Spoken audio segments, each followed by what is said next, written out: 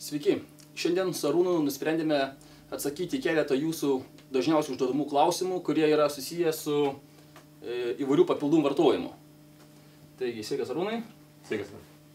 Pradėsime, aišku, nuo klausimo, kuris pasitaiko itin dažnai ir neretai nekyla rankos ar net nesinori tuo klausimu kalbėti ir atsakinėti, aišku, bet, kad viską tą sudėti į vieną ir pagaliau, plačiau masėm iš karto pasakyti, tai žodžiu, konkretus klausimas skamba taip, bet aišku, čia jį galima bus, panagrinėti truputį plačiau. Šis klausimas yra toksai. Kokį proteiną pirkti, kad greičiau priaugčiau masės ir kokių rezultatų galiu tikėtis jį vartojant. Tai yra prieaugio per mėnesį. Čia antrą dalį, po to pažiūrėsim to prieaugio per mėnesį, bet žodžiu, pradžioje, sakykime, apskritai, kokį proteiną arba papildą vartoti, kad greičiau priaugčiau masės. Taigi, Arūnai, kokias tavo mintis to klausimu? Taip, žinai, Eliu, tu labai teisingai pradžioje pasakei, kad jeigu mes gautume po 1 litrą už kiekvieną tokį klausimą, tai mes šiandien su tavim gyventume labai neblogose namuose, kiekvienas, su labai dideliais baseinas ir turėtume po labai neblogą mašiną prie durų. Kadangi šitų klausimų per mūsų, sakim, darbo laiką, aš vėlgi dirbu daugiau, tai yra per paskutinius mano bent jau, kadangi su papildais pradėjau dirbti nuo 98 metų, nemažai to laiko prabėgo ir šiandien kalbėjau su vienu konsultantu maisto papildų parduotuvėje. Kaip sako, per 5 metus niekas nepasikeitė. Kiekvieną dieną klausimai visi tie patys. Kaip greitai priaugti raumeninės masės ir kokio rezultato aš galėčiau tikėtis. Tai yra, tokiam žmonėms iš karto galiu pasakyti, kad nesitikėkite rezultato jokio. Absoliučiai. Jeigu jau žmogus, sakykime, klausia, kokio rezultato aš tikėsiuosi suvalgęs vieną ar kitą produktą, tai man iš karto kyla noras pasakyti, nesitikėkite tikrai, nes toks žmogus tiesiog nesupranta, ką jis darys sporto salė. Tai yra pirma. Taip? Jeigu aš nežinau, ką aš darysiu sporto salė, vadinasi, rezultatą tikiuosi tik iš maisto papildo. O tikėtis rezultato tik iš maisto papildo, tai jau, galima būtų sakyti neprofesionalu, tai ir taip toliau, tačiau tai jau iš fantastikos apskritai srities. Nes pas mane turi būti suderinti 3 pagrindiniai komponentai. Pirma, tai yra efektyviai ir optimaliai organizuotas fizinis krūvis. Tai yra pirmas komponentas ir pats svarbiausias. Mes labai gerai žinome, kada teisingai atliekamas fizinis krūvis, testosterono ir augimo hormono lygiai organizme didėja. Jeigu jis atliekamas neteisingai, šitie abu lygiai mažėja. Toliau, mityba. Mes su tavim dažnai susiduriam su tais klausimais, iš tikrųjų, dar kol aš dirbau konsultantu, kol atsakinėjau klausimus, iš karto į priekį norėčiau užbėgti žmonėms pasakyti, kad aš neatsakinėjau klausimus nei telefonu, nei paštu. Tai va, todėl mes tokią prisiėmam savo darbą, tokį paskleisti šią informaciją plačiai masiai. Visada man, sakykime, užduodavau tos pačius klausimus. Papildai, fizinis krūvis, viskas tvarkoja. Aš visada klausdavau, kaip mityba. Tašėliau galiu pasakyti, pačiam irgi teko matyti įvairiausių klausimų. Pas mane buvo toks variantas, ateina mano klientas ir sako, žinot, aš susirenku proteino normaliai. Aš iš išvaizdos matau, kad pas jį, aišku, insulino kiekis yra vidokas. Man kyla klausimas, iš kur tu žmogaus susirenki savo proteinų? Sako, aš per dieną suvalgau 6-8 batonus, o ten yra parašyta, kad yra proteino angliavandenių tiek, o proteino yra tiek, aš truputį dar suvalgau 2 kiaušinius ir man viskas tvarkoje. Tai aš manau, visa tai yra dėl informacijos iš vienos pusės stygiaus, iš kitos pusės nenorėjimo žmogaus priimti teisingos informacijos, nes mes jau gyvename, tinginiai esame. Mes norim greitai, to jau pat, kad čia būtų. Jeigu Arnoldas Švarceneggeris sakė, kad gerus rezultatus galima pasiekti per 12 metų. Jeigu greitai, per 6. Bet tam reiks labai daug stengtis, tam reikalingi steroidai ir taip toliau. Dabar esant maisto papildų rinkai tokiai, kokią mes ją turim, gerus rezultatus galima pasiekti per 3 metus. Jeigu jūs turit gerai dirbantį trenerį, kuris jums gerai planuoja fizinį krūvį, kuris planuoja jūsų mitybą, kuris planuoja jūsų papildų naudojimą. Iš kitos pusės, iš kur gauti tokį trenerį? Nes, sakykime, treneriai dažniausiai kaip?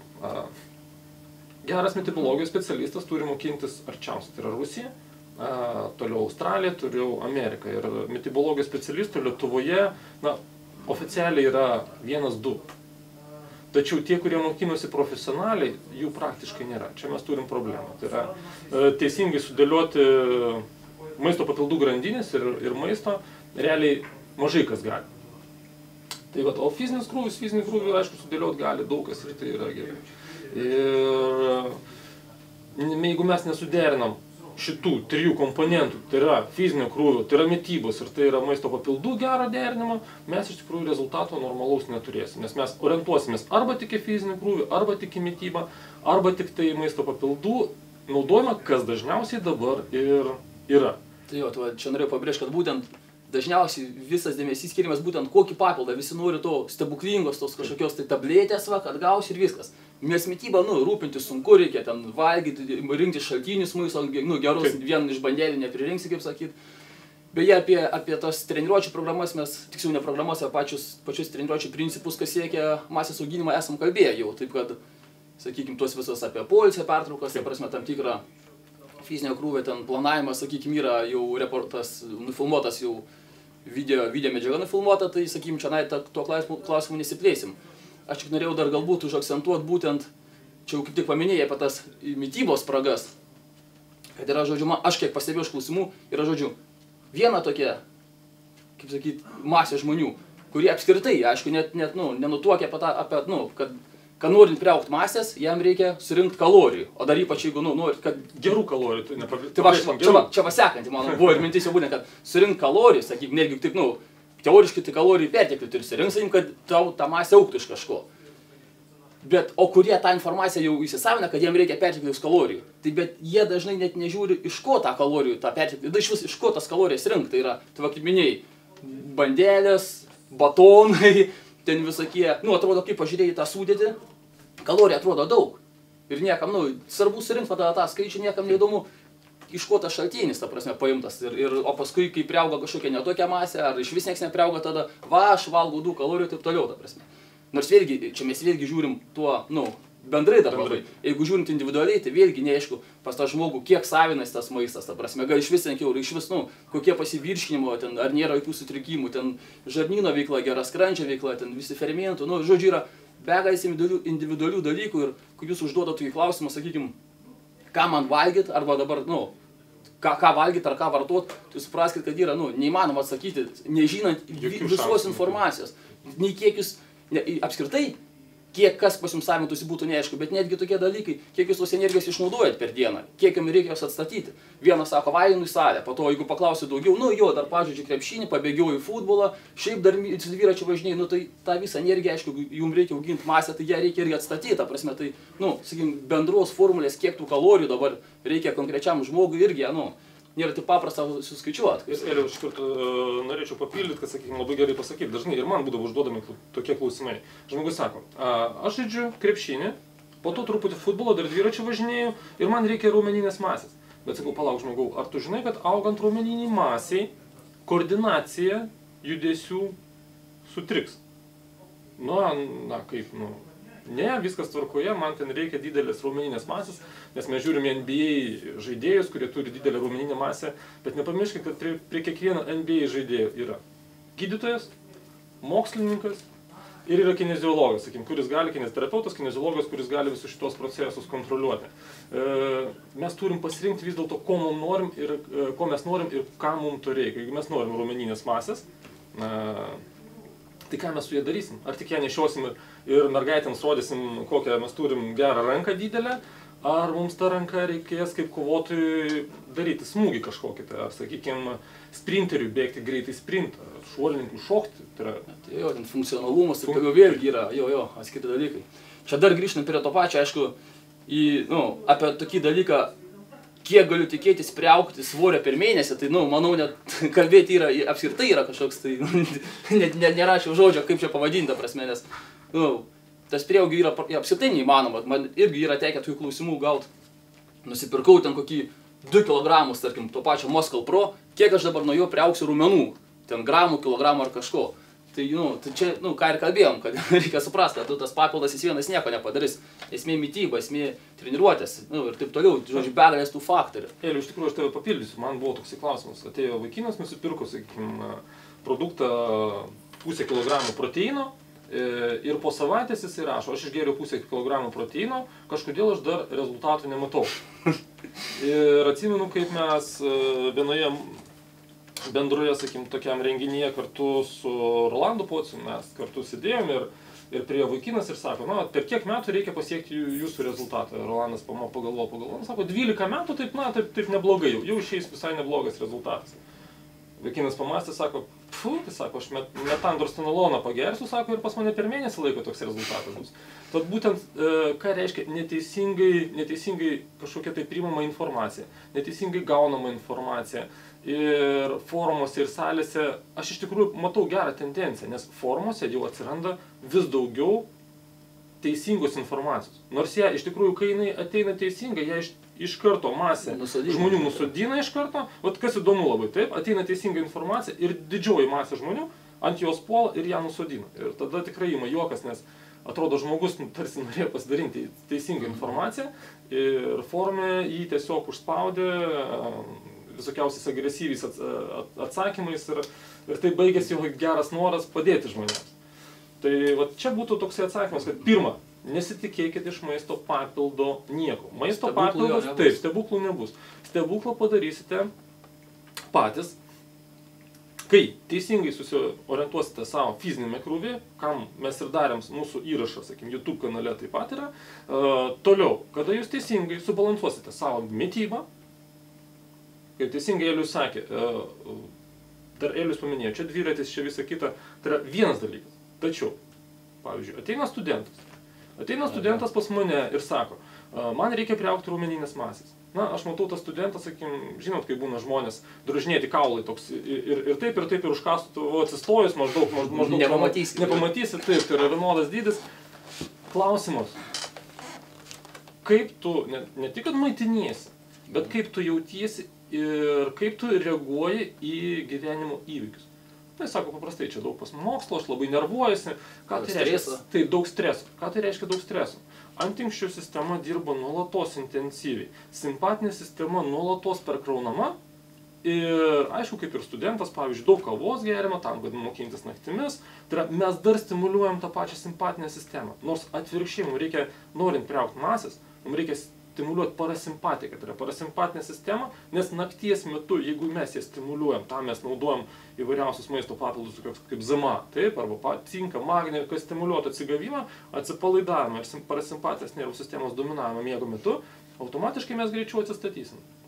Tai va toks žmogus net nebūtinai, jisai nedaro fizinio krūvio, bet jeigu mes jam uždėtume pulsometrą ir visą parą matuotume jo širdies ritmą, tai pamatytume, kad jo medžiagų lygis maždaug yra kaip krepšininko, kuris 6-7 valandas per dieną žaidžia krepšinį.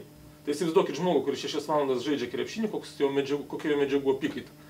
Tai va, tokiu atveju taip pat būtų sunku kažką tai patarti, kaip priaugti tos masės. Reikėtų pirmą sureguliuoti dienos režimą. Ir vat, kaip Elius pasakė, realiai net neįmanoma neindividualiai nurodyti, kiek masės kas gali priaugti. Nes tik matant žmogų, tik žiūrint jam į akis, galima kažką tai pasakyti. Net praškai net neįmanoma net patarti, ką vartoti iš tiesų, ar bent jau kokiais kiekiais, jeigu taip, nes jo, čia geriau, pamiršau tai būtent paminėti, kad ir tas stresas, ta pati miego kiekis, kokybė, poilsis dienos metu, ta prasme, nes irgi dažnai rašo, ypač jaunime dabar. Labai populiaru yra ten, aišku, naktiniai klubai, draugai, linksmasi ir aš noriu ten kažkokio tai rezultato, sako, ta prasme. Tai vėlgi, reikia susidėlioti prioritėtus, man atrodo, ko tu sieki. Jeigu tu labai nori tos masės, turi suprasti, kad tu turi tada valgyti ir sėdėti ir miegoti, ta prasme. Ir ten, atlikti kažkokią tai veiklą, bet, turi skaičiuoti, kas ir kur. Paliktos visos, aišku, visi žalingi įpročiai vėlgi duoda savo neigiamus rezultatus, sakykim, į rezultatą neigiamą. Jo, ta prasme. Tai, yra tokių, begalės dalykų, kad jūs turite, tiesiog, manau, suprasti, ko jūs siekiate. Čia ir netgi ne tai, kad dėl tų žalingų dalykų, bet netgi tas pats to sporto turi suprasti, kur tu eini. Aišku, visi nori. Tarkim, yra bėgikas, jis gal irgi nori, aš noriu būti raumeningas. Bet jeigu jo tikslas yra maratonai, tu turi suprasti, ta prasme, rasti savo nišą, kur tu nori save realizuoti, nes, visko neturėsi viename, vis tiek yra, ta prasme. Na ir dar, jeigu kalbėti apie proteiną ir tikėjimas, sakykime, iš jo prieaugio, tai reikia žinoti, kad gryno baltymo, sakykime, imkim taip, Whey Pro 60, kadangi man pačiam yra tekę nagus prikišti prie šitų formulių darimo, mano mintis kokia buvo, kad būtent, pavyzdžiui, Whey Pro 60, jis atitiktų tuos tyrimus, kurie buvo pateikti International Journal of Sport Nutrition and Exercise Metabolism. Tai yra būtent apie sportininkų mitybos ir metabolizmo, sakykime, ypatumus žurnale. Buvo 2007, 2006, 2008 metais, ypatingai tokia mokslininkė Louise Burke, daug nagrinėjimo, kokie santykiai turėtų būti. V60 mes ir gaminame tam, kad galima būtų maišyti su kreatinu ir mes pasiektume optimalų pasisavinamumo rezultatą. Bet jeigu mes naudotume vieną tokį proteiną, tai mums reikia žinoti, kad grinų miltelių mes galime maksimaliai naudoti 0,8 gramo vienam kūno kilogramui per dieną. Nedaugiau. Vėlgi prisiminkim, kad tai yra grynas išgrynintas išrūgų baltymas. Nesvarbu, kad jis gali būti pagamintas centrifugavimo būdu, kad jisai natūralus ir visa kita, bet tai pagamintas produktas. Kaip gaminamos išrūgos, manau, žmonės gali pasiklausti ir savo močiučių, bet gal šiek tiek priminus, tai yra surauginamas pienas, po to jisai pašildomas, kazeine susitraukia vientisą masę, tai yra varškė. Varškė nusunkama, liekama žalsvai toksai balkšvas skystis, kuris ir yra išrūgos. Iš išrūgų gaminamas išrūgų baltymas. Tai yra viena iš maistingiausių baltymo dalių, tai yra pieno dalių ir plus jis labai lengvai pasisavinimas. Bet vėl, kaip ir sakiau, 0,8 gramo vienam kūno kilogramui. Tai yra žmogus, jeigu teisingai suderinęs mitybą, teisingai suderinęs treniruočių procesą ir maisto papildus visus, ką jis naudoja, realiai gali tikėtis apie 3 kg per savaitę prieaugio. Jeigu teisingai, jis viskas suderins. Būtent jam. Taip, mes esam tyrę šitos matavę rezultatus, kai teisingai suderinamas visas procesas, maždaug 2,5-3 kg raumeninės masės per savaitę, čia yra pradedančiam. Profesionalui tai 2,5 kg grynos raumeninės masės per mėnesį, tai yra jau labai didelis skaičius. Nes tai yra mes turime omeny pradedančiam. Ir nesumaišyti šito, nes kartais žmogus, kuris sportuoja 10 metų, jis pabando kažką tai naujo, bet jisai turi keisti apskritai labai daug procesų organizme, kad paveiktų ir galėtų ką nors ten pasiekti. Tai jo, čia dar, kai dėl to, kiek gramų vartot, aišku, irgi pabrėžti, kad tie, kas abu tiki su papildais, reikia būtinai žinoti, kad vėlgi mąstant apie sveikatą, apie tos pačius rezultatus ilgalaikius, reikėtų, kad praškai didžiąją dalį vis tiek reikia surinkti su maistu viską. Daugiau nei pusę žymiai reikia, ta prasme, kad papildai... 70%. Jo, reikia būtent su maistu surinkto, papildai jie gali papildyti spragas. Papildom. Jo, papildom. Beje, kaip tik prisimenu dar vieną, iš karto būna dar toksai, ką geriau vartoti man, ta prasme, tarkim, baltymą ar angliavandenių baltymų mišinį, ta prasme, kurį papildą geriau vartoti būtent tam, vadinkim, svorio auginimui. Tai čia vėlgi, aišku, reikia pabrėžti, kad jeigu žinai tos visus, sakykim, tai apie ką mes čia kalbėjom, tai turi suvokti, kad vėlgi žiūrint, labai daug kas priklauso nuo tavo mitybos ir tų energijos išeikvojimo. Tarkim, tie patys atvejai, jeigu kažkoks žmogus, tarkim, vartoja daugybę angliavandenių, tarkim, jisai valgo vien tik košes, daržovės, vaisius ir taip toliau. Tai galbūt tokiu atveju irgi surenka daug tų kalorijų, galbūt jam galėtų rekomenduoti baltymo tada stinti. Taip. Jeigu vėlgi kitas variantas, kad tarkim vien mėsaėdis, sakykim, vien mėsa, tarkim, iš jūsų angliavandenių nėra. Kiaušiniai, ta prasme, jo visas baltyminis, sakykim, maistas. Tai varškės ir taip toliau. Tai aišku, galbūt tada tokiam kaip tik, tada jau galėtų vieną angliavandenius, galbūt arba kažkokį tai mišinį derinti. Ta prasme, dėl to tie irgi klausimai, kurį pasirinkti geriau, tą ar tą, arba kuris man tinka, kokio maistą, reikia suprasti, kad čia kiekvienas atvejis yra labai individualus. Jau nekalbu apie, kaip minėjau, sveikatos sutrikimus, kažkokius tai savo faktorius, kažkas kaip kas ką lemia. Tad žodžiu, tokių klausimų bendrų, rašyti iš tikrųjų yra beprasmiška, nes konkretaus atsakymo tikrai niekas nepateiksim. O jeigu ir pateiksti, bus tas pats, kas paimtumėt internete, įvestumėte, svorio augimo programą ir ją savo naudotumėte. Ta prasme, neaišku, kam jums parašyta ir, rezultatai bus tokie pat, kas ir gautumėt tokio bendro. Aš šitą atvejį paminėsiu būtent, kai žmonės iš interneto išsitraukia programas. Tai yra nuostabus žmogus, iš tikrųjų, nuostabus dėstytojas Aleksas Stanislovaitis, dėstantis Kūno kultūros akademijoje. Būtent, kada mes mokinomės, jis mums pateikė tokį atvejį, kada treneriai sako, gavau treniruočių programų, profesionalių sportininkų, dabar tai pas mane bus rezultatai. Ir visiems jo sportininkams būna, kaip sakau, šakės. Tai būtent, kad programa visada yra rašoma konkrečiam individualiam žmogui. Ir štai kodėl, profesionalūs atletai, kurie mane žiūri, žinos apie kokį žmogų aš šneku Maskvoje, sakykime, kuris sudaro papildų schemas sportininkams ir iš Lietuvos važiuoja žmonės pas jį susidaryti pas tą žmogų papildų programų. Jo papildų viena programa mėnesių kainuoja nuo 2 iki 3 tūkstančių eurų. Tai reikia suprasti, kad, sakykime, jūs mokat 7 tūkstančius litų už maisto papildų, tik ne maisto papildus, o tik sudėstymo programų. Tai vis dėlto, koks turi būti įdirbis padarytas, kad būtų sudaryta ta programa. Tai vat, visada žinokit, kad atvejis visada yra individualus, o baziniai, tą, ką mes sakom, vat, kaip baltų galia. Kodėl baltų galioje mes pagaminom bazinius produktus? Neįsiplėtėm, daugeliu atveju yra marketingo. Vat, kaip Elijus pasakė, jeigu jums atsakys kas nors į klausimą, tai dažnai tai būna noras marketingė, parduoti elementariai produktą. Todėl mes baltų galioje, sakykim, pasirinkome tai, kas veikia. Proteinas veikia, aišku veikia, įrodyta moksliškai. Kretinas veikia, įrodyta moksliškai. Tai apskritai čia nauda buvo mintis netgi tokie, kad tokie žodžiai būtų papildai, kad netgi ir per daug žinių nežinant, tai yra savo nepakenks. Tai yra, ta prasme, visi jie papildai tokie yra maždaug, vartos, aišku, jeigu netaisyklingai, gali būti, kad pinigai išmesti bus veltui ir tiek, ta prasme, bet, iš esmės, maždaug žodžių, ta mityba, tas, sakykim, skirti koreguoti būtent dažniausias mitybos klaidas, sakykim, taip, kad kompensuoti. Čia reikėtų, aišku, paminėti, kad mes dabar kalbėjom apie, tarkim, kad pagal klausimą apie svorio auginimą, bet praškai visa informacija liečia ir svorio metimą. Lygiai tas pat. Tik aišku, priešingai, bet irgi, sako, kokį papildą, tai turi suvokti, kad viskas vėlgi maistą, į kalorijas, į fizinį krūvį, ta prasme, žodžiu, viskas, ką kalbėjom, ta prasme, veikia būtent ir svorio metimų, tik aišku, priešingai, ką viską minėjom.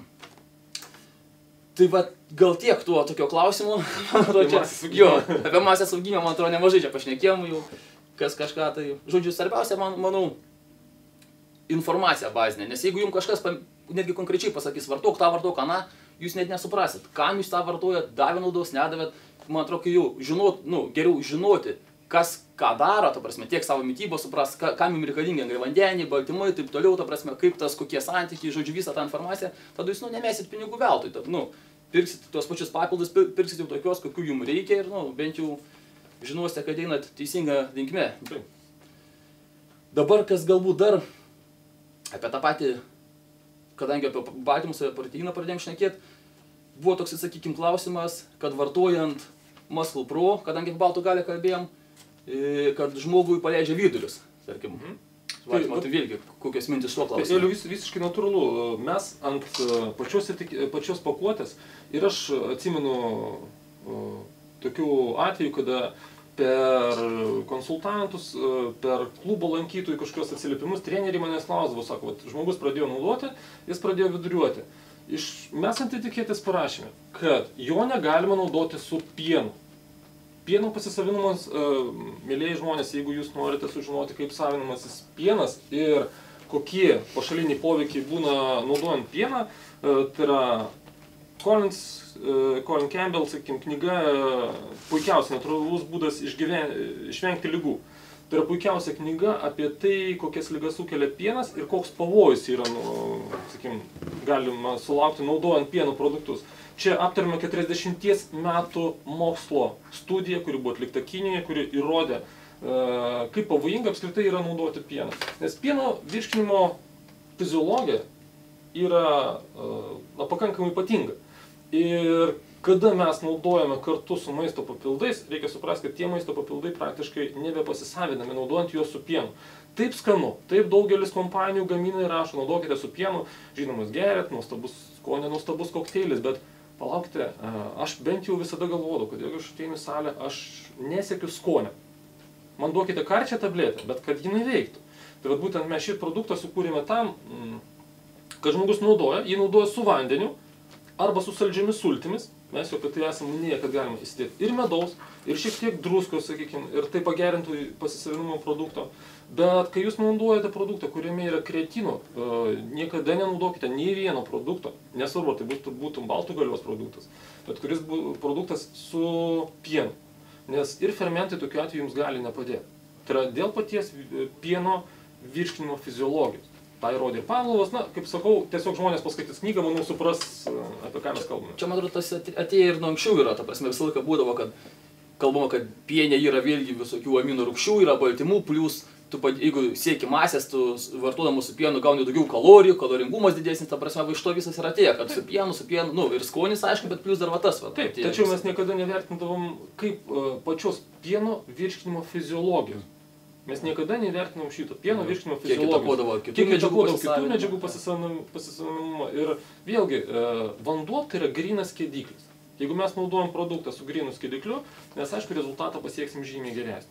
Nes maisto papildų pasisavinamumas gali padidėti net 70–80%. Vėlgi, MusclePro 50 mintis buvo kokia, kad atitinkamas santykis kreatino, proteino, lietų ir greitai pasisavinamų angliavandenių duoda patį didžiausią efektą. Buvo atliktos studijos Amerikoje, buvo atliktos studijos Australijoje, buvo atliktos studijos iš tikrųjų N studijų. Ką mes dar galim pasakyti? Taip, kad kreatinas vienas iš labai mažai rinkoje esančių maisto papildų, kuris turi notifikuotus teiginius apie jo veiksmingumą. Tai yra moksliniais, klinikiniais tyrimais įrodytas jo veiksmingumas. Tai yra būtent todėl mes, kada kūrėm produktus, mes maišėm tik tai, kas veikia, o ne tai, kas galbūt gali veikti. Ir dabar sekantis klausimas. Čia vėlgi žmogus, čia apjungiant, va, kaip tik va bus. Klausimas toksai buvo. Sveiki, norėčiau čia pasitarti, taip, sužinoti, žodžiu, turiu antsvarį ir sportuoju salėje. Ir norėčiau jūsų paklausti, ką geriau vartoti, ar riebalų degintoją, ar proteiną. Tarkim, tuo atveju, tarkim, tą patį acetilalkarnitiną jam naudot, ar kažkokį tai baltymo išrūgų. Tai va čia atėjo vienas iš tų klausimų, kada žmogus matosi pasimetęs informacijos, realiai nežino informaciją, kas yra lipogenezė, kas yra vadinamas riebalų kaupimas, adipocitas, riebalinė ląstelė, sakykime, kas yra lipogenezė, kas yra lipolizė, tai yra riebalų deginimas. Na, tokiam žmogui nieks nepaaiškino. Aišku, iš kur jam žinoti, kad tas pats proteinas, jeigu naudojamas teisingai, skatina augimo hormono išsiskyrimą. Augimo hormonas skatina lipolizę. Tai yra, lipogenezę skatina insulinas, nes mes žinom, kad valgom saldumynus ir mes daromės patlučiai, gražučiai, viskas darosi tvarkoje. Baltymas skatina lipolizę, tai yra riebalų deginimą vadinama, nes baltymas apskritai kaip termogeninis, nes jo suvirškinimui reikalauja pakankamai daug vidinės energijos. Tai yra, naudojant kartu ir riebalų degintoją, naudojant kartu ir baltymą, aš aišku pasieksiu maksimalų rezultatą. Nes jeigu aš deginu riebalus, tai yra skatinu lipolizę, man reikia kažko pakeisti juos.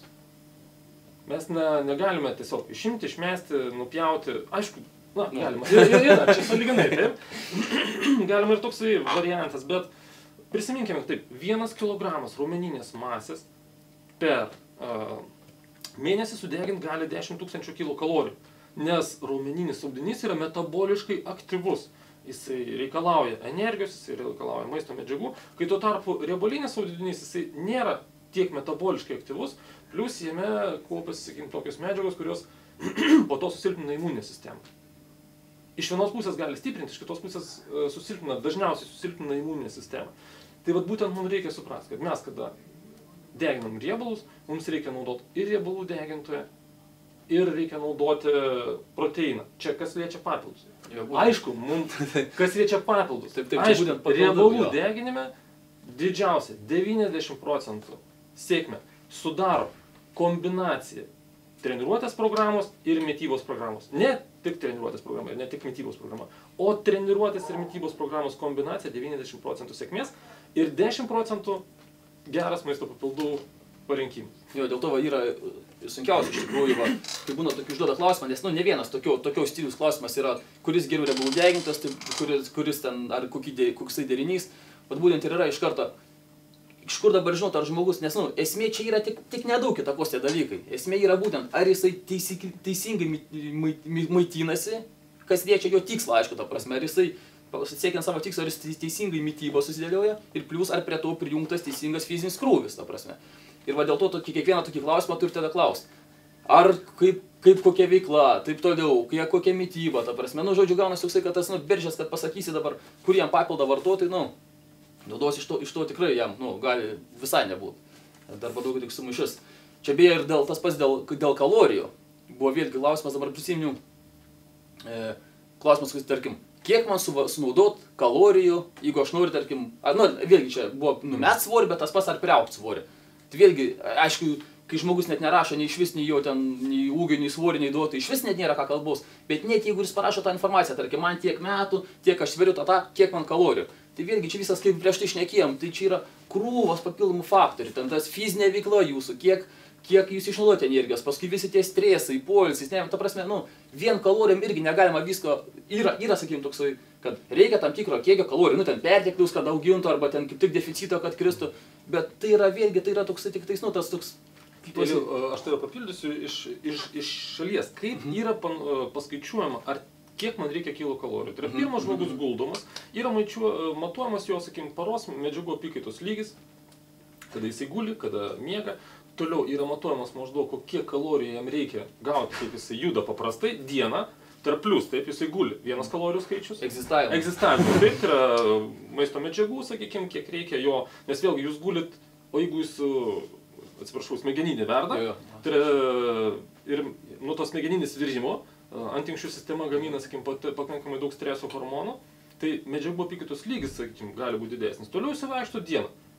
Vienas vaikšto pėsčiomis, kitas autobusu važiuoja. Pridedam, toliau jūs atliekat fizinį krūvį. Ir kada mokslininkai suskaičiuoja visą tą, tada mes jau galim tiksliai pasakyti, kiek man kalorijų reikia. Jeigu nėra tokių skaičiavimų, orientuotis į kalorijas, aš manau, yra bergždžias reikalas.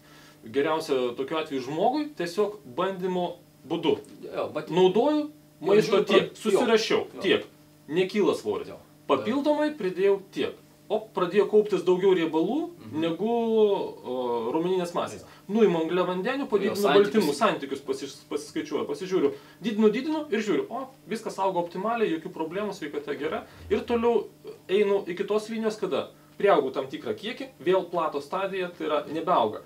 Vėl didinu ir taip pat kilu. Tik tai mes šitaip galim. Tai va čia yra būtent esmė, kad jeigu jūs nežinosit, už jūs niekas, gali padaryti, bet tada kainuosim daug labai pinigų ir neaišku iš vis, ar teisingai bus, koks tas specialistas bus, kuris sudarinėja viską. O jeigu žinotumėt, žinosite, sakykim, bent jau paieškotumėt informacijos, tą grynai bazę, jūs jau galėtumėt patys, nors kažkiek bandyti kažką eksperimentuoti, ten kažkiek keltą visą reikalą ir geriausiai tada, aišku, bus tiksliausios žinios tada, kai jūs pats ant savęs matysite, viskas auga, jeigu jūs tikslas mest svorį, tai vėlgi matysite, kiek nuėmus, kiek kas krenta, kaip savijauta, aišku, kad nenuimt ko nereikia, ta prasme, ten kiti irgi mėgsta vieną angliavandenius, viską nuėma, vien tik ant baltymo pasilieka, jeigu svorį meta. Aš kartu papildyti tą svorio metimą, kad kol nepabėgo mintis, aš atsiprašau, patraukiu, ringai pasilgiu, bet būtent pas mane buvo toks atvejis, kad tu minėjai, ką nuimti, ką nutraukti. Mergaitė metė svorį ir žiūriu, kad kaba viskas, svoris lik krenta, bet viskas kaba. Ir aš jai vakarė sakau, nueik suvalgyk pizzą, mane žiūri tokiom akim, kaip? Sakau, nueik, išsirenki didžiausią pizzą, suvalgai riebiausią ir ateik ryte. Aš gaunu žinutę ryte, negaliu patikėti, pas mane presas kaladėmis stovi, o visi raumenys vien iššoko, vien gyslom iššoko ir visur matau savo raumenis. Tai vat neteisingai užspausta netgi angliavandenių sumažintas per mažas kiekis rezultatų normalaus neduoda. Ir kada mergaitė susiderino savo mityboje angliavandenių ir baltymų santykį, jinai puikiausiai toliau viską jau žinojo, viską žinojo, ką daryti reikia toliau pati. Tiek rezultatas, tiek aišku, dar, čia atskira būtų tema apie sveikatą, dar vėlgi kiek tas gali pažengti, bet čia nebesiginam. Tai sakykim, tiek čia būtų, kas liečia dėl to riebalų degintojų, proteinų, tai žodžiu visų tokių dalykų, spėliojimus, ką vartoti geriau, kokį papildą ir taip toliau, žodžiu. Dar vienas toksai įdomus buvo klausimas dėl, sakykime, būtent čia acetilkarnitino balto galės. Tai buvo, norėjau pasiklausti, ar galima tą acetilkarnitiną vartoti kartu su DME, DLPA arba GABA. Tai yra tokiom specifinėm medžiagom, kurios nėra gal taip plačiai visur naudojamas. Tai vat vėl, ir aš pats sulaukdavau tokių pačių klausimų. Reikia suprasti, jau iš žmogaus klausimo, pagal jo vartojamas medžiagas galim suprasti, kad pas šitą žmogų yra tam tikri medžiagų apykaitos sutrikimai. Todėl jis ir naudoja gamamino sviesto rūgštį, sakykime, tą patį DME naudoja, kaip vadinamą smegenų maistą, ir ar naudoti acetilkarnitiną. Pirma, reikia suprasti, kad medžiagos tarpusavy besimaišančios ir jos besijungiančios duoda tam tikrą sinergijos efektą. Kaip veiks individualiai negalima žinoti. Ir jeigu žmogus turi jau medžiagų apykaitos sutrikimų ir Atleiskit, bet mes niekada negalėsim patarti tokiam žmogui, ko nors naudoti, nes tam žmogui reikia kreiptis, pirma, į mitibologijos specialistą, kuris ištirs jį, dirbs su juo individualiai ir jam nustatys medžiagų santykius, kokiuos jam reikia naudoti. Savarankiškai naudoti šitokias medžiagas, tarpusavį kombinuoti, kai gaunami labai stiprus, ypatingai gamamino sviesto rūgštis, sakykim, DME, nepatarčiau. Taip, teisingai, acetilkarnitinas, pavyzdžiui, naudojamas Alzheimerio ligų atveju, taip jisai naudojamas tam tikrų centrinės nervų sistemos pažeidimo atveju, ne tik riebalų deginime, bet į tai jau turi atsakyti jums asmeniškai, žiūrėdamas jums į akis, individualiai specialistas. Būtent tik pasižiūrėjus žmogui į akis, gali pasakyti, kad jums acetilkarnitino nereikia, jūs ne čia papuolėte, jums reikia eiti kitur ir išsirinkti kitas medžiagas.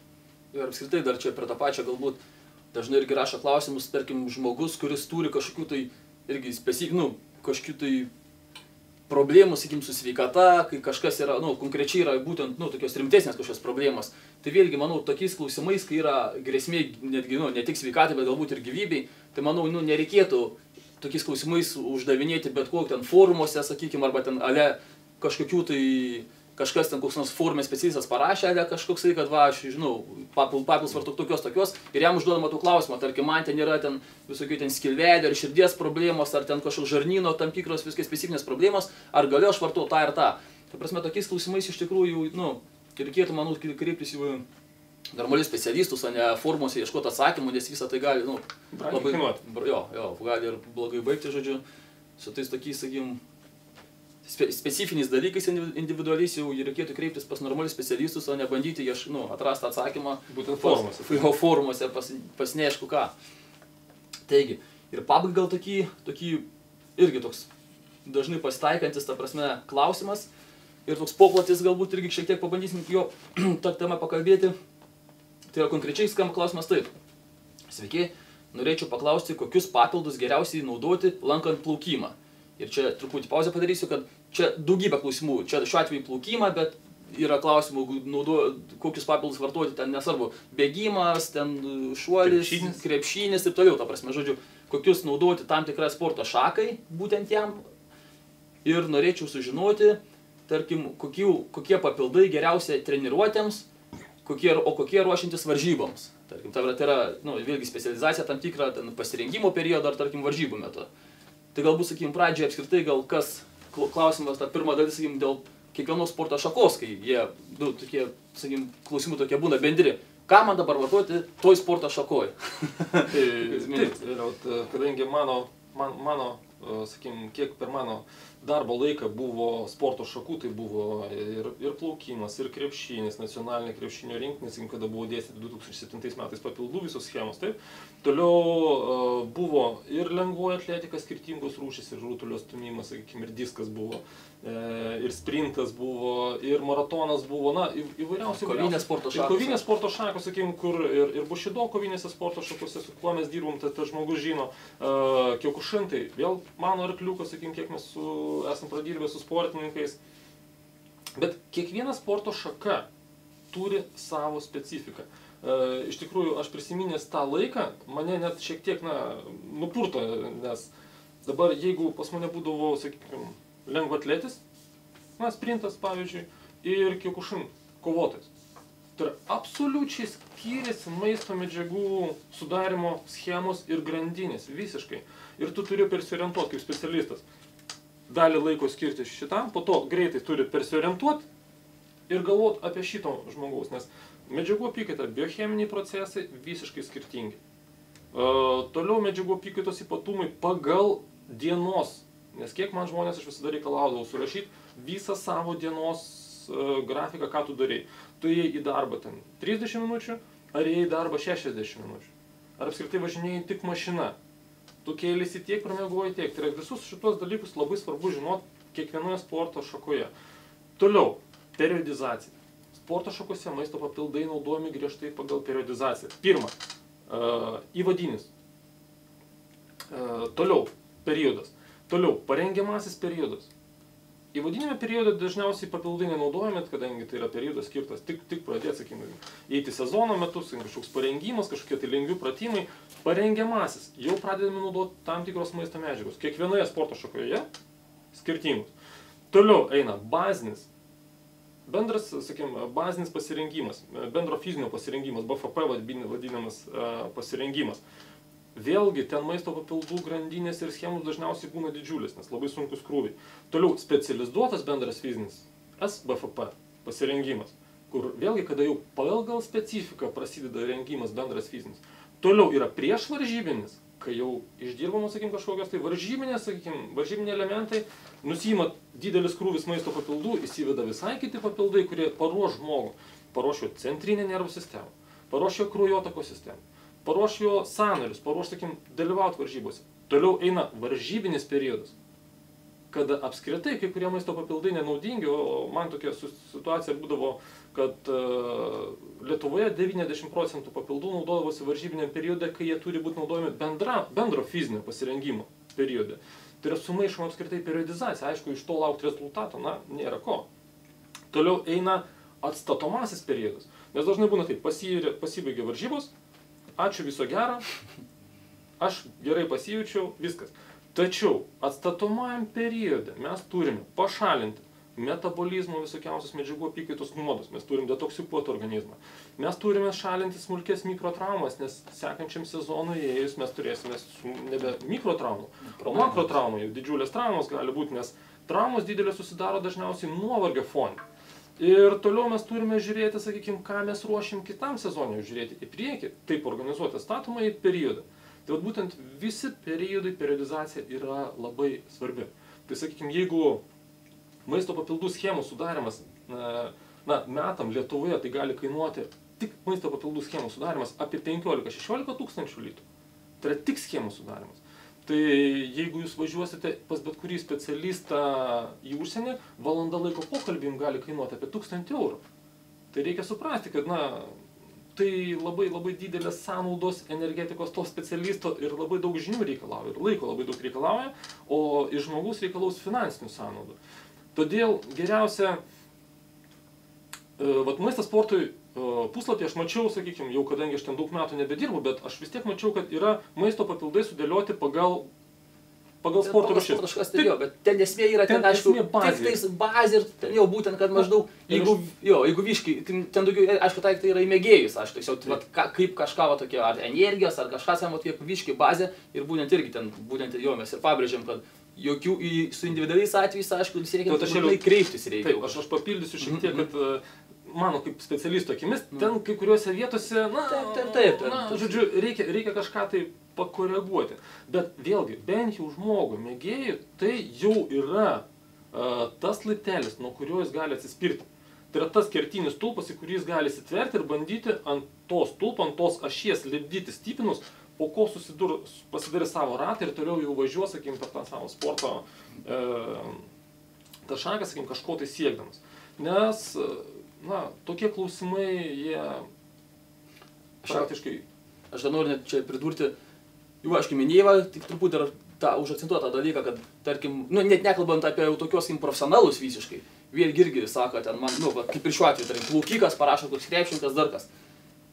Reikia suprasti, kad tą irgi, kuriam ten to pačio maisto sportui, ten ta visos tos grandinės, jis yra viškai nežiūrint į žmogų, tai yra viškai bendrai. Ir jeigu, tarkim, man parašo žmogus, sako, aš esu ten koks nors plaukikas, tai man tas visiškai čia gali suprasti, kokio pobūdžio galbūt krūvis. Ir tai nekalbant ten distancijos ilgos, trumpos, ten sprintas, dar kas vėl skirtingi dalykai, skirtingų fizinių savybių reikalauja. Bet sakykime, net neaišku, kad jis plaukikas, krepšininkas ar kovotojas, tai dar nieko nepasako apie jo medžiagų pasisavinimą, apie jo mitybą, apie jo poilsio, ta prasme, viškai neaišku, kokie medžiagų reikia, tarkim, kokių man papildų dabar reikia. Tai jeigu jisai nieko nevalgo, tai kokie papildai jam visų pirma valgyti reikia ir būtent valgyti tai, ko jam reikia, ta prasme. Dėl to tie klausimai, kad vien, kad jūs pasakote, sakykime, savo sporto šaką, kurio jūs, sakykime, varžotės, ta prasme, tai čia dar visiškai, nieko nereiškia. Tai yra vienas sporto šakos įvardinimas, dar nepasako, kokių papildų būtent jums reikia. Aišku, yra, ta prasme, tam, kaip minėjom, tai tokia bendras diapazonas, tarkim, į ką reikėtų žiūrėti galbūt. Bet jeigu pas jums visai kiti dalykai kažkas sugriuvę, tai galbūt jums ir priešingai net galbūt gali reikėti, maždaug jūs vėlgi, sakau, individualią situaciją. Jeigu šitą klausimą toliau šiek tiek pratęsti informaciją, tai iš karto pasakykim žmonėm taip, kad aš buvau nusprendęs, kad viskas, sportas man jau nebenoriu dirbti su sporto farmakologija. Iš tikrųjų, per 20 metų darbo atsiklausiau klausimų įvairiausių. Sakau, klausimai buvo, laba diena, alio, laba diena, aš stoviu varškės skyriuje, kokią man varškę pasirinkti, ar Panevėžio pieno, ar Biržų, sakykim, pieno varškę man čia geriau pasirinkti. Arba aš verdau makaronus, man 200 ml įsipilta, 300 ml. Tai jau nekalbant apie tokios klausimus, bet kadangi tiek laiko dirbau su skirtingų sporto šakų sportininkais, tai susikaupė papildų schemų darytų, tūkstančiai papildų schemų darytų, kurias dariau periodizuojant, sakykim. Tai kilo mintis tiesiog kai kurias schemas supaprastinti, apibendrinti ir išleisti paprasčiausiai mažų brošiūrų pavidalų. Tai, čia nekreipkite dėmesio, čia yra tiesiog mano knygelės iš Maskvos man mokintis, bet tokio stiliaus, tokio tipo mažos knygelės. Kadangi aš pats jau daugiau nebedirbsiu ir nebeturiu noro daryti, kilo mintis man pačiam tiesiog surašyti tas schemas ir atiduoti žmogaus naudojimuisi tam, kad jisai galėtų bent jau pasižiūrėti, kaip profesionaliai buvo dėliojamos kažkada tai schemos. Ir galbūt tose schemose žmogus pamatys to, ko jam reikia, kaip reikia susiderinti maisto papildus. Žodžiu, pasidalinti kažkokia sukaupta visą informaciją. Taip, tos knygelės, manau, galima bus įsigyti Sveikatos menas puslapyje, nežinau, gal ir Maistas sportui puslapyje mes kažką tai bendro galbūt padarysime. Kol kas dar mintis tik tai tokia kilo, kad duoti žmonėms informaciją, kurie jie galėtų naudotis. Sekanti serija, manau, išeis būtent treniruočių programos. Mano treniruočių programos buvo ruošiamos visada su video medžiaga. Visada buvo, kad žmogus ne tik nuotrauką galėtų pamatyti pratimo atlikimą, bet ir video medžiagoje, tai yra YouTube dažniausiai kanalo video medžiaga, jis galėtų pamatyti šito pratimo atlikimo techniką. Tai vat, sakykime, yra mintis taip pat išleisti ir mažas knygelės treniruočių programų, kurios mano buvo darytos tiek profesionaliems sportininkams, tiek mėgėjams dirbantiems salėje, kad žmogus tiesiog įsigijęs kažkokią tai mažą knygelę su treniruočių programų, mažą knygelę su maisto papildų naudojimo schemomis, galėtų bent jau dalinai susipažinti su tuo, kiek mums reikėjo informacijos suvirškinti. Tam, kad tokią knygelę padaryti, mums reikėdavo skaityti tas didžiulės farmakologijos sporto knygas ir bent jau galbūt suvokti tam tikrus principus bent jau. Kas jo šakai arba kas aktualu yra, kokio fizinis, kokia treniruotė, koks mitybos planas, tos papildų tiksliau grandinė, kokia turėtų būti, ten tie principai. Į maisto papildų, į mitybos planus aš jau nelysiu, nes ten man vėlgi, aš prisiminus, man šiurpas krečia. Nes kiekvienai dienai reikia ruošti atskirą mitybos planą, tai vakare sėdi ruoši, ryte sportininkas sako, kad nuo kažkokios tai produktą suviduriavo, po to supranti, kad jis netaip suvalgė tą produktą, žodžiu. Tai į šitą mes jau nesigilinti. Dar truputį norėčiau pasakyti apie keletą žodžių apie produktų, sakykim, papildomą naudojimą, kas bus. Tai yra Muscle Pro 50, iš tikrųjų. Dar kartą norėčiau pasakyti, žmonėms, kurie nori priaugti raumeninės masės, tai vienas iš geriausių produktų. Kodėl? Todėl, kad vienoje dozėje realiai mes turim 3 gramus kretino.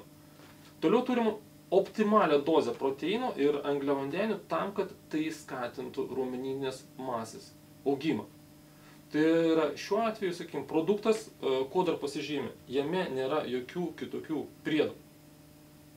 Ir žmonės, kurie teisingai naudotų Muscle Pro 50, sakykime, gali pasiekti labai neblogus rezultatus savo masės auginime. Toliau, papildant visą tą, galiu pasakyti, kad knygelė, kuri bus išleista, bus schemos, kaip naudoti Muscle Pro 50. Aš juos vadindavau jėgos kokteiliai. Jėgos kokteiliai tai yra naudojami 3 mėnesius tam tikromis proporcijomis, tam tikrų dažnių maisto medžiagų kombinacijos. Maisto medžiagų kombinacijos, juos nuolatos didinant. Tie kokteiliai tiktų netgi mėgėjams, apie kuriuos mes nieko nežinome, apie ką mes dabar su tavim kalbėjome, taip? Kada mes nežinome, jisai maitinasi, nesimaitina. Individualių atvejų, kai nežinom. Taip, mes nežinom būtent individualių atvejų. Kuo kokteilis geras? Tuo, kad gavęs bendrą schemą, žmogus gali, pavyzdžiui, ne 2 putelius kiaušinių susidėti, jeigu jie masė neaugo, o 3. Ir stebėti savo rezultatą, koks rezultatas, kaip jisai kyla. Bet gavęs tokių produktų naudojimo schemas, jisai bent jau turės tą bazinį pagrindą, nuo kurios jis žinos, kokiu principu yra sudėliojami, sakykime, maisto produkto naudojimai.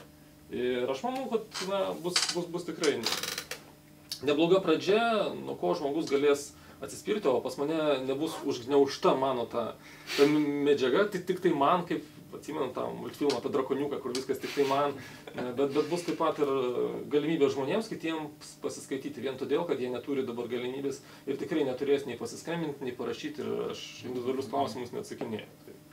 Tai va tiek, aš manau, kad tai bus nebloga galimybė. Tai va, tai tiek, sakykim, tada tų, vadinkim, klausimų ir atsakymų kol kas va šitais tokiais gan populiariais klausimais, sakykim, ir ateityje matysime, gal jeigu ten vėl susikaups kažkokių tai dažnai tokių užduodamų klausimų, kurie reikalautų, nu, plačiau masėm tų atsakymų, sakykim, tai galbūt tada dar kartelį kažkada pabandysim pratęsti tą tokį. Aš manau, kad Eliu mes galim netgi žmonėms pasakyti, kad rašykite aktualius klausimus.